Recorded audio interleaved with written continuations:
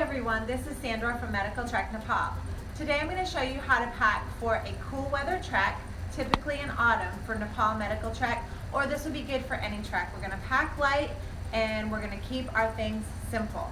So let's start with the shoes.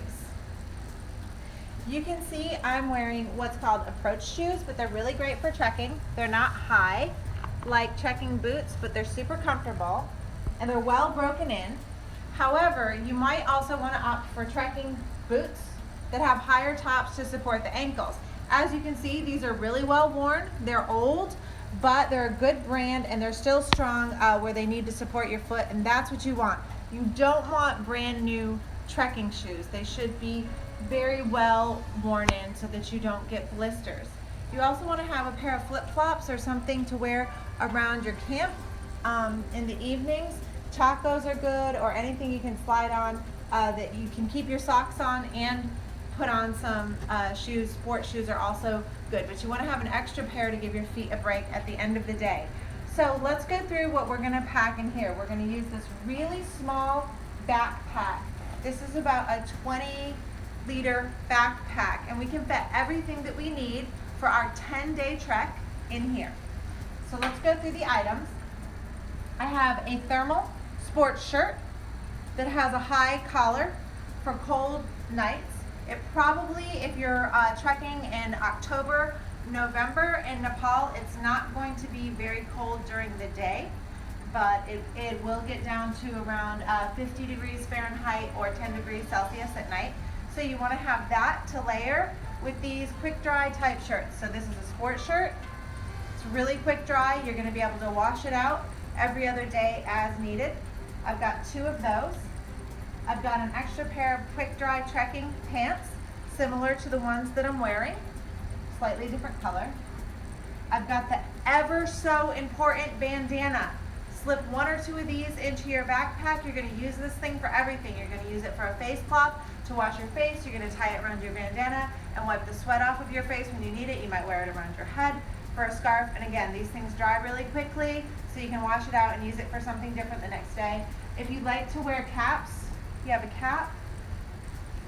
You have quick dry underwear. A lot of the sports clothing lines now make quick dry underwear. These happen to be Under Armour. So, you know, ladies have them, and they make them in the same material for men as well. And for girls, I recommend sports bras because, again, they're always made out of quick dry material. They're not padded, so you don't have to worry about the dry time with them. Very important are going to be your trekking socks. These happen to be made by Columbia, but there's a lot of good brands out there. They're well padded in the heels and on the ball of the foot and in the toe. Speaking of your toes, you want your trekking shoes or trekking boots to be at least one size too big for you, but to be well supported around the middle of your foot, because when we're walking down, down, down in Nepal, you don't want your toe to jam up into the front of your trekking shoe.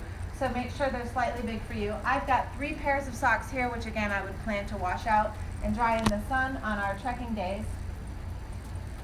If you'd like to use toilet paper, you better bring your own. This is Nepal, and it's going to be hard to find out on the trekking routes. So in Kathmandu or before you leave, get a couple rolls of toilet paper and bring that with you, but use it judiciously, and remember, you cannot stuff it down any type of toilet that you find. You need to pack it and burn it the next day.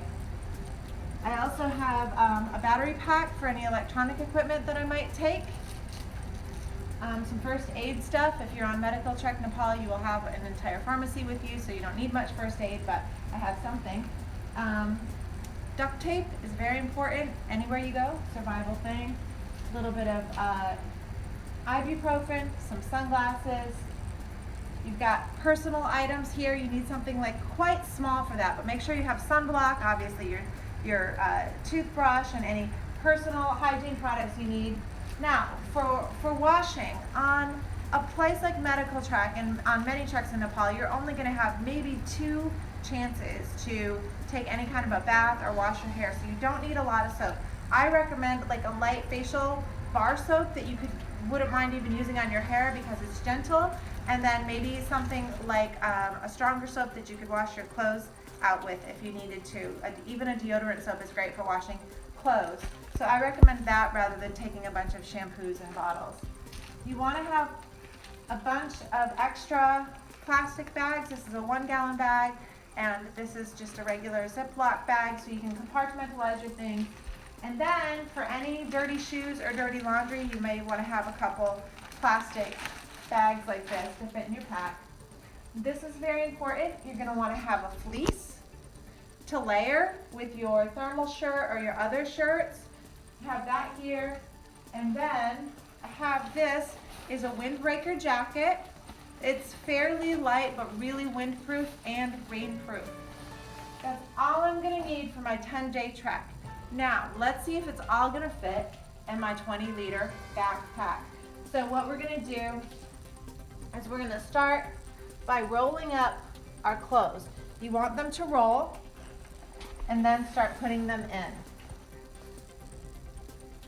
I'm finally going to roll up my jacket and put it in here. These kind of all-weather jackets roll up really nicely. The nice thing about them is you can kind of tie it on anywhere as well. I've got that in there. In a handy place, I'm going to put my headlamp. Everybody needs one of these for Nepal, whether you're in Kathmandu or you're on a trek, because in Kathmandu the lights often go out. So always have a nice headlamp and hand sanitizer. So I'm going to put those in a place where I always know where they are in case it gets dark, which is in the top. I fit everything that I've shown you in this bag. And we are all set to go on our trek. Whoops.